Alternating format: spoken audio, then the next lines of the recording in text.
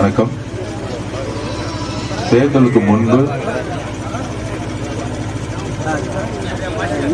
தேர்தலுக்காக மட்டுமல்ல, திரு அருள் அவர்களுடன் கிட்டத்தட்ட ஒரு 7-8 வருஷமான உறவு தொடர்பு. அதற்கப்புறம்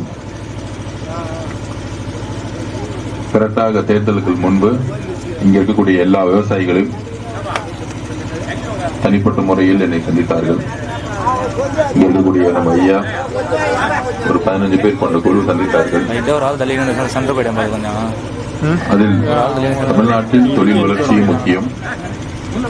மாண்புமிகு முதலமைச்சருடைய வழிகாட்டுதல்ல மாண்புமிகு முதலமைச்சர் எப்பொழுதும் அவருடைய எண்ணம், அவருடைய சிந்தனை எப்பொழுதும் முதல் ஒரு போராட்டம், ஒரு பிரச்சாரம், அங்க ஒரு புதிய விமான நிலையம் வரும் பொழுது விவசாயிகள் எங்களுடைய தலைவர் நம்முடைய சிஎம் முதலமைச்சரை பார்த்து இந்த மாதிரி எங்களுடைய கிராமங்கள்லாம், எங்களுடைய முக்கோகம் விளையக்கூடிய நிலங்கள்லாம் பறிக்கிறாங்க, அடக்குமுறையுடன் பறிக்கிறாங்கன்னு சொல்லும்போது முதலில் பரந்தூர்ல காலடி வைத்தது எங்களுடைய முதலமைச்சர். அந்த மாதிரிதான் மேல்மா வர முடியல அவரால். அன்னைக்கு அவர் சார்பா நான் வந்திருக்கேன். கண்டிப்பாக இதை முதலமைச்சருடைய கவனத்திற்கு கொண்டு போவோம். எந்த ஒரு நிலமும் அடக்குமுறையுடன் விவசாயிகளிடமிருந்து பிடுங்கக்கூடாது. காவல்துறையுடன் அதை பிடுங்கக்கூடாது. நீங்கள் சொல்லக்கூடிய கோரிக்கைகள்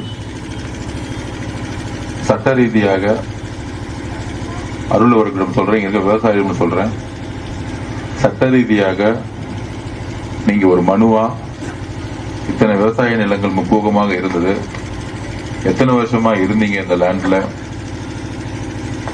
இத்தனை ஏக்கர் சிப்காட்டுக்கு பயன்படுமா பயன்படாதா என்பதை முதலமைச்சரிடம் கொண்டு சென்று அதை ஒரு தனி கமிட்டி, உண்மைத்தன்மையை அறிவிக்கூடிய கமிட்டி, அதை கொண்டு வரணுங்கிறது என்னுடைய தனிப்பட்ட எண்ணம்.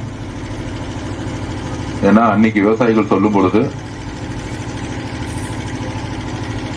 முன்னாள் அமைச்சர்களும் சரி எங்களை ரொம்ப அடக்குமுறையுடன் மிரட்டி இந்த லேண்ட்லாம் எடுத்தாங்கன்னு சொல்லியிருந்தாங்க. இது ஒரு அரசியல் மேடையா நம்ம பேச வேணாம். ஏன்னா அதிகாரிகள் இருக்கக்கூடிய இடத்துல ஒரு அரசு நிகழ்வாதான் இது பார்க்கணும். உங்களுடைய கஷ்டங்கள் போல ஆட்சியில யாரும் கவனிக்கல. ஆனால் இன்னைக்கு அதிகாரிகளும் அமைச்சர்களாகிய நாங்களும் இங்க உங்களை தேடி வந்திருக்கோம். அதனால எந்த அதிகாரிகளையும் தவறான கண்ணோட்டத்திலேயோ தவறான எண்ணங்களையோ பேச வேணாம். தவறு செய்தவர்களாக இருந்துட்டு போட்டோம். இனி நடப்பது நல்லதாகவே இருக்கட்டும். கோபத்தால எதையும் சாதிக்க முடியாது. உண்மை வெளியே வரணும், அதுதான் நம்மளுடைய நோக்கம்.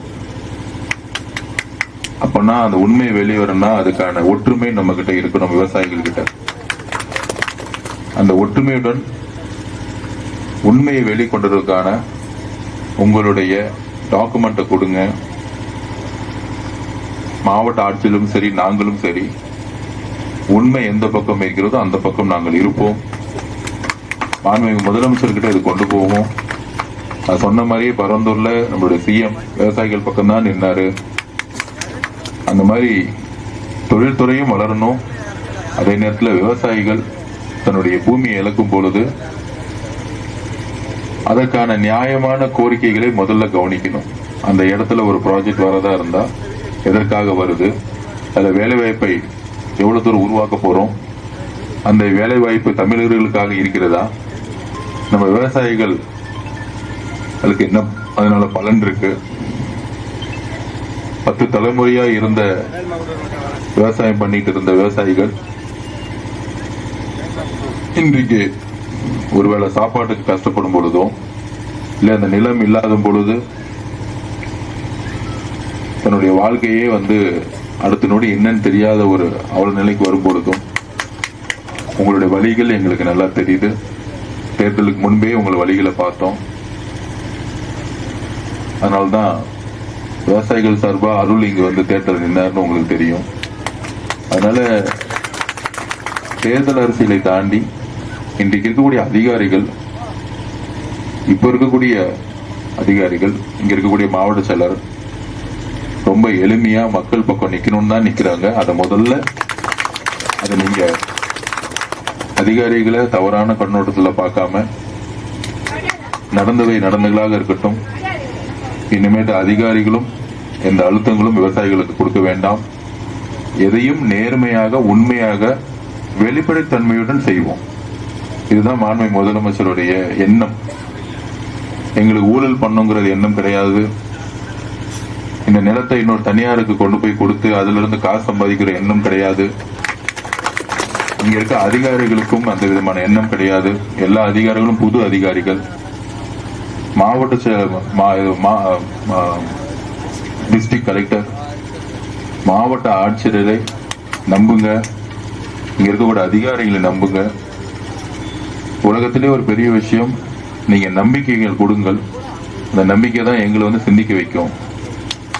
அதனால கண்டிப்பாக இதை எடுத்து மாவட்ட ஆட்சியாளர் இந்த ஃபைலை திருப்பி ரீஓபன் பண்ணி இதுல என்னென்ன உண்மை இருக்கு, என்னென்ன தவறு இருக்கு, விவசாயிகள் இதுல பாதிக்கப்பட்டிருக்காங்களா, உங்களுடைய கோரிக்கையெல்லாம் டாக்குமெண்டா கொடுங்க. நான் சொல்றது என்னன்னா பேப்பரா கொடுங்க. எப்பயும் உணர்வுகளோட பேப்பர் முக்கியம், நம்ம டாக்குமெண்ட் முக்கியம். அதுல யார் யாரெல்லாம் பழைய ஆட்சியில அதிகாரிகள் தவறு செய்திருந்தாலும் கண்டிப்பாக மாண்புமிகு முதலமைச்சர் கவனத்திற்கே கொண்டு செல்வோம். உயர் அதிகாரிகள் அதுக்கு மேல இருக்காங்க, சீஃப் செக்ரட்டரி லெவல்ல இருக்காங்க, அவங்ககிட்ட கொண்டு போவோம். அதற்கு முன்பு ஆட்சியாளர் அவருடைய பணி செய்யறதுக்கு கொஞ்சம் கால அவகாசம் கொடுக்கணும். நீங்க